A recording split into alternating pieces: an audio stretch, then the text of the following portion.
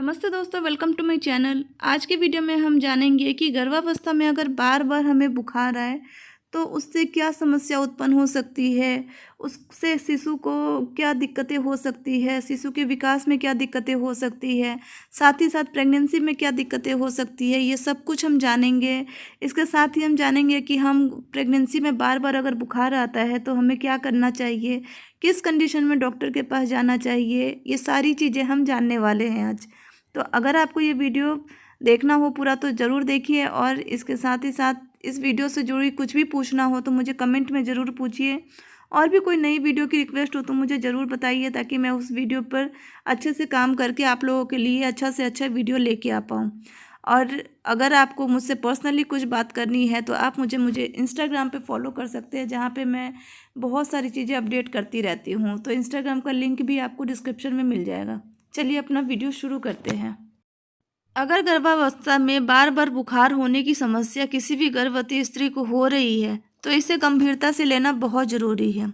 Pregnancy में bacteria, virus या अन्य किसी भी कारण से बुखार होने पर माँ और नवजात शिशु दोनों के लिए ही बहुत ही गंभीर स्थिति बन जाती है।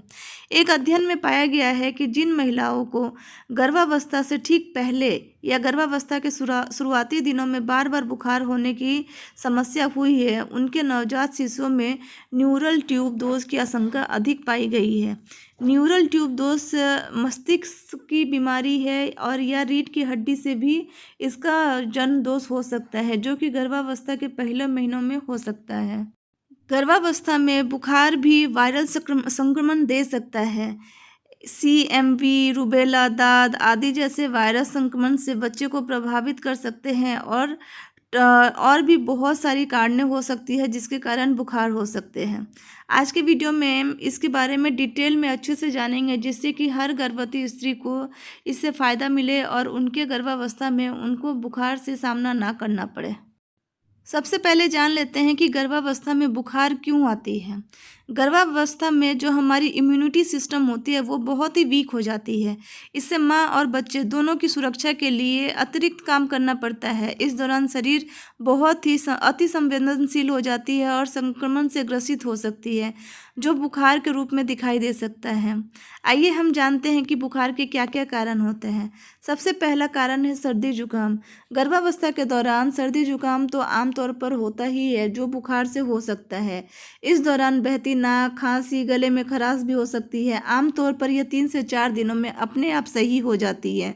अगर फिर भी आपको दिक्कत लगे तो आप डॉक्टर से तुरंत ही संपर्क करें, और ध्यान रखें कि गर्भावस्था में कोई भी दवाई, जो भी सर्दी जुकाम की कोई भी दवाई या फीवर की दवाई खुद से ना लें। Number 2, urine infection.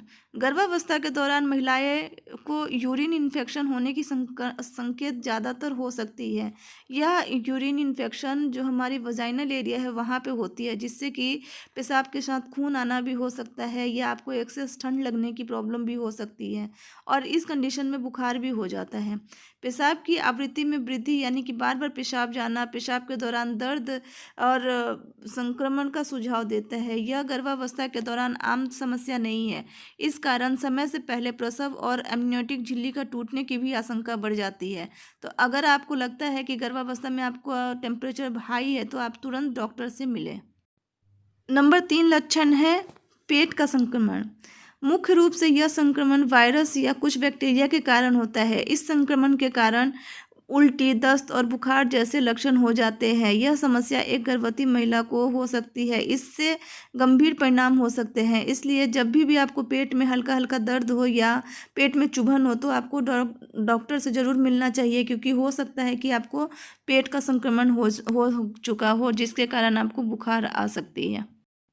इसके अलावा भी बहुत सारे कारण होते हैं जिससे कि बुखार आ जाता है, जैसे कि डेंगू और मलेरिया, टाइफाइड, आजकल तो कोरोना वायरस का भी संक्रमण चल रहा है, भ्रूण का संक्रमण, लिस्टेरिया, और भी काफ़ी सारे संक्रमण के कारण बुखार आने लगती है। आइए अब जानते हैं कि प्रेगनेंसी में अगर बुखार आए तो बच्चे पर क्या प्रभाव पड़ता है। प्रेगनेंसी में अगर बुखार आती है, वो भी बार बार, तो आपको बहुत सारी दिक्कतों का सामना करना पड़ता है, साथ ही साथ आपके बच्चे को भी बहुत सारी दिक्कतों का सामना करना पड़ता है। आइए हम जानते हैं कि गर्भावस्था में बार बार बुखार आने से बच्चे को क्या क्या तकलीफ हो सकती है।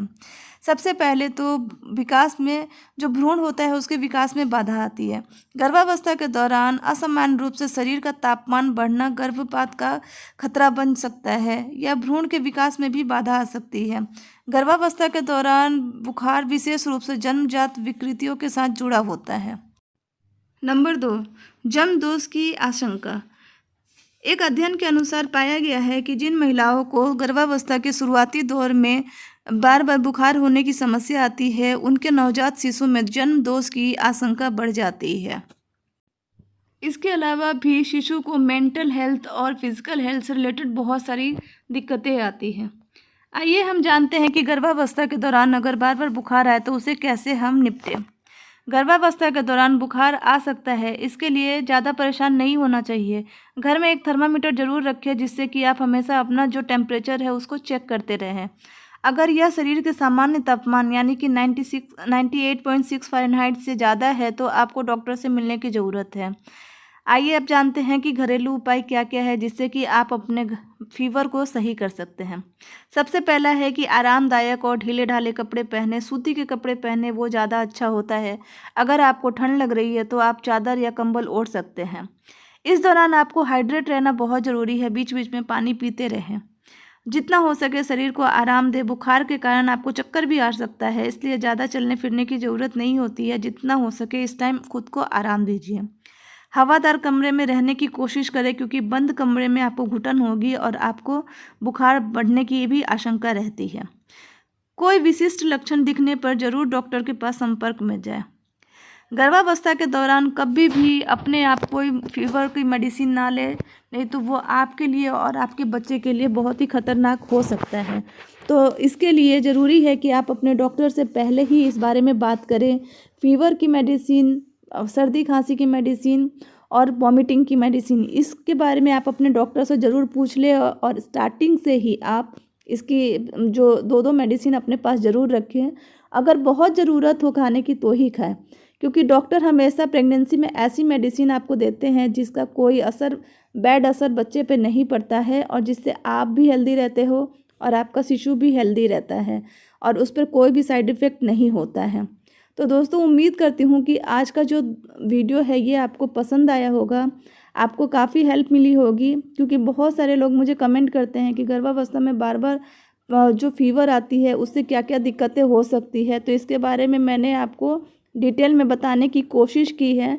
उम्मीद करती हूँ कि आपको मेरा वीडियो पसंद आया होगा। अगर आपके लिए ये वीडियो हेल्पफुल रहा हो तो प्लीज़ इसे लाइक कीजिए, शेयर कीजिए। चैनल पे पहली बार आए हैं तो सब्सक्राइब करने में बिल्कुल भी देरी ना करें और ऐसे ही अच्छे अच्छे वीडियोस के लिए आप हमारे साथ बने रहें।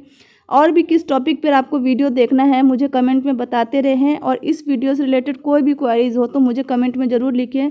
मैं जल्द से जल्द आपको उसका आंसर देने की कोशिश करूँगी और नया वीडियो जल्द से जल्द लेके आऊँगी। फिर मिलते हैं अपने नेक्स्ट ऐसे ही किसी वीडियो में। Till then bye bye.